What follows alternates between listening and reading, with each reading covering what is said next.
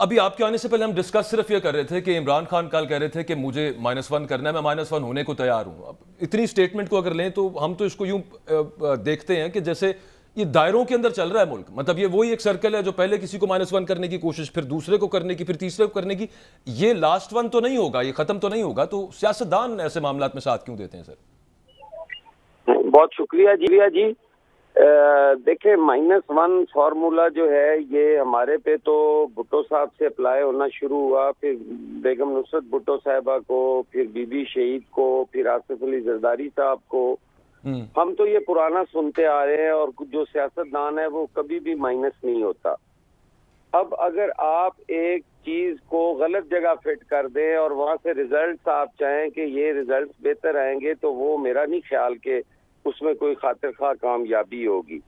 हम पहले दिन से ये बात कह रहे हैं कि हम इन्हें नहीं गिराएंगे, ये अपने वजन से गिरेंगे, और आज वो हो रहा है। हम इन्हें पॉलिटिकल पार्टी मानते ही नहीं थे। हम उस वक्त भी कहते थे ये सिलेक्टेड है, हम उस वक्त भी कहते थे कि ये भानुमती का कुनबा है, हम उस वक्त भी कहते थे कि ये मफाद परस्तों का एक टोला है जो इस मुल्क के वसाइल पे काबिज है। लेकिन हमारी बात उस वक्त नहीं सुनी जा रही थी। हमें ये जवाब मिलता था कि नहीं, यहाँ वही होगा जो हम चाहेंगे। आज वो उंगली वाले भी मजा ले लें और मेरे पीटीआई के दोस्त भी मजा ले लें। आज सारी कौम जो है वो एक नए अजाब से दो चार है, और अब जो होगा चंद दिनों में सामने आ जाएगा। सही। तो आप ये कह रहे हैं कि ये पॉलिटिकल पार्टी है ही नहीं सिरे से, पाकिस्तान तहरीक इंसाफ। चलें, पिछली सीट्स तो होंगी selected, for the sake of argument मान लिया। जो अगले इलेक्शंस का वो कह रहे हैं उसकी तरफ भी तो कोई नहीं ना आ रहा कि वो करवाने हैं, और अवाम को अकेलादही मिले। इलेक्शन से क्या मतलब है आपका? जो सर अक्टूबर में होने, या फिर जो पंजाब और केपी असेंबलीज टूटने के 90 दिन के अंदर होना थे। देखिए, इलेक्शन जब भी फ्री एंड फेयर होंगे उस वक्त ऐसी कोई किंग पार्टी नहीं आएगी। जिसकी हम बात कर रहे हैं, ये किसी वक्त भी पॉलिटिकल पार्टी नहीं रही। उन्होंने कभी पॉलिटिकल पार्टियों की तरफ बिहेव किया होगा? आप उनका देख लें, वो आमिर कियानी साहब जिन्होंने इस मुल्क के वसाइल को बेदरेग लूटा, जिनके जाने पे इमरान खान भी अफसुर्दा हुए, उन्हें कोई छोड़ने का तुक बनता था? वो फवाद चौधरी कितना दिलेर, बहादुर और लोगों की पगड़ियां उछालता था।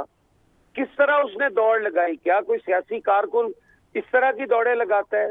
और फिर एक सिलसिला चल पड़ा कि आज फलां बंदा जा रहा है जी, आज फलां बंदा जा रहा है। ये तो सारे किसी न किसी जमात का हिस्सा रहे हैं। दौड़ नहीं लगानी चाहिए थी, अपनी छतरियों के नीचे जाना है।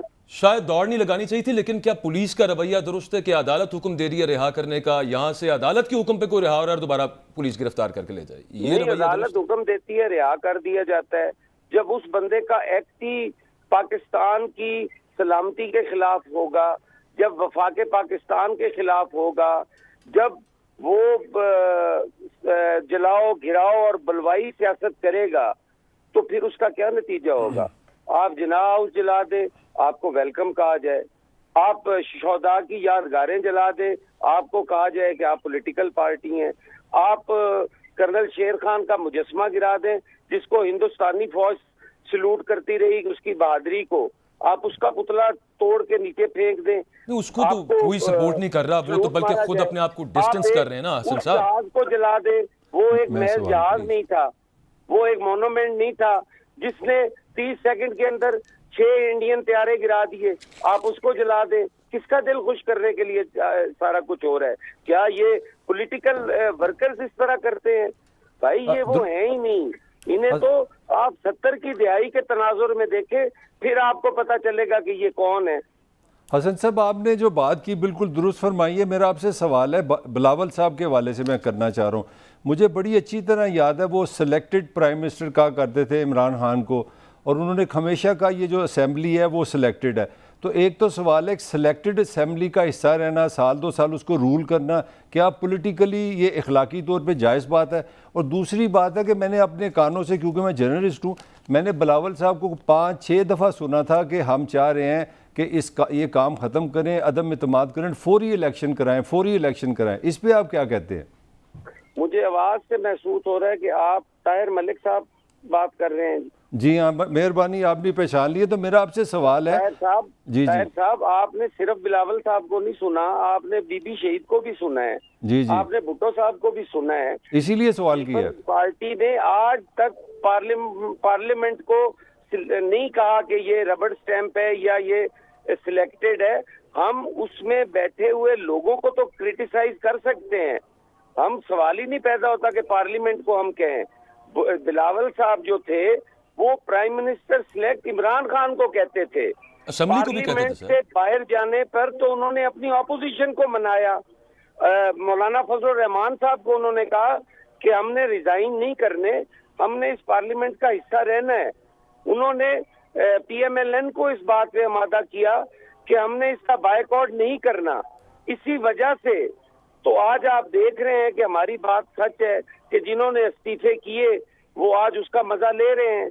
अगर वो पार्लियामेंट का हिस्सा होते, पार्लियामेंट में अपना मौकफ बयान करते, पार्लियामेंट में खड़े होके बेशक पे ही तनकीद करते, पार्लियामेंट में तो करते। आज तो जो बलवे कर रहे हैं ये सिर्फ उनके कर रहे हैं जो वो पार्लियामेंट से बाहर है। जो उन्होंने पहले कहा कि हम मैस रेजिग्नेशंस देते हैं, स्पीकर साहब ने कहा कि ये तरीका नहीं है, एक एक करके आए, फिर उसके बाद मैं अपनी तसल्ली करके जो कि रूल है मैं उसके मुताबिक फिर इनको एक्सेप्ट करूंगा।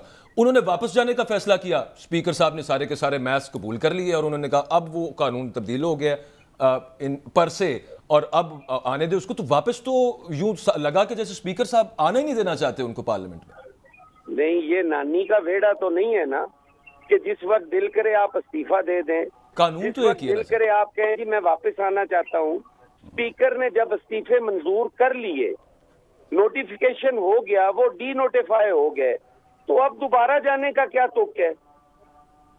नहीं, कानून तो एक ही रहा ना, रूल तो एक ही रहा। उन्होंने कहा कि भाई कानून के अंदर ये है कि आप आए, मैं बैठ के पूछूंगा आप पे कोई दबाव, किसी धौंस की वजह से इस्तीफा तो आप नहीं दे रहे, और वो चेक तो फिर नहीं किया गया ना, वो रूल तो वहीं का वहीं रहा। वो किया गया ना, उसके बाद आपके स्पीकर, डिप्टी स्पीकर, ये सारे लोगों की क़यादत में वफद मिला। उन्होंने कहा जी कि हम रिजाइन दे चुके हैं, आप हमारा रिजाइन एक्सेप्ट नहीं कर रहे। वो अखबारों की सुर्खियां भी बनी, ब्रेकिंग न्यूज चलती रही कि आज तो पूरी पार्लियामेंट जो है वो जाके रिजाइन कर आई है।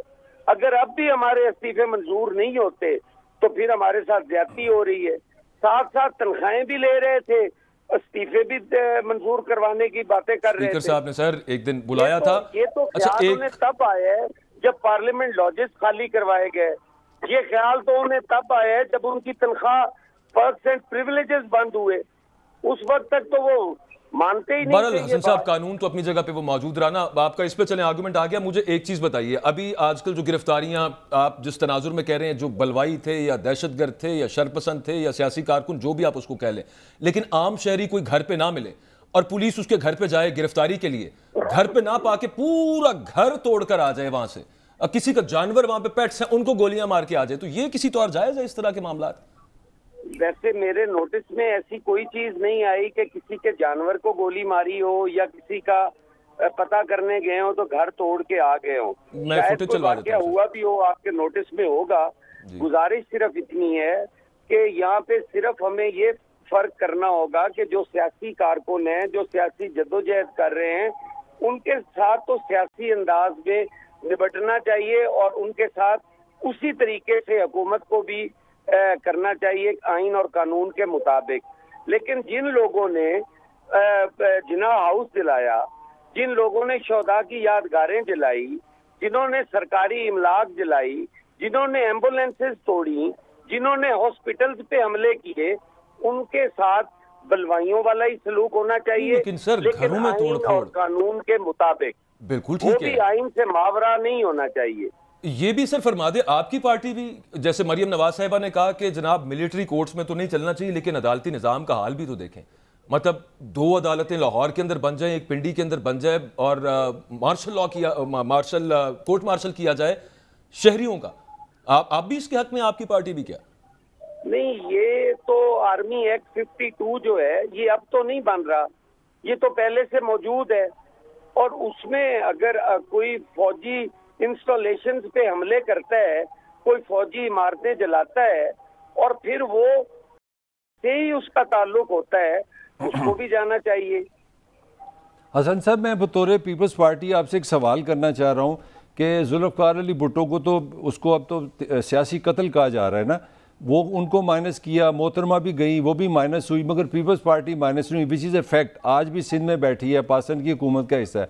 आप समझते हैं इस हिस्ट्री के बाद अगर अपना इमरान खान साहब -1 होते हैं या उनको नाहल किया जाता है तो उनकी पार्टी ख़त्म हो जाएगी? आप क्या समझते हैं? अब मेरी गुजारिश है साहब सुने कि मैं -1 के और मेरी जमात -1 के खिलाफ है। हम इससे इत्तेफाक नहीं करते। हमने आर्मी कोर्ट्स के हवाले से चेयरमैन बिलावल भुट्टो जरदारी का बड़ा वाजिया मौक़िफ़ सामने आ गया है। इसमें कोई अबहाम नहीं है कि हम -1 कतअन नहीं चाहते। हम नहीं चाहते -1।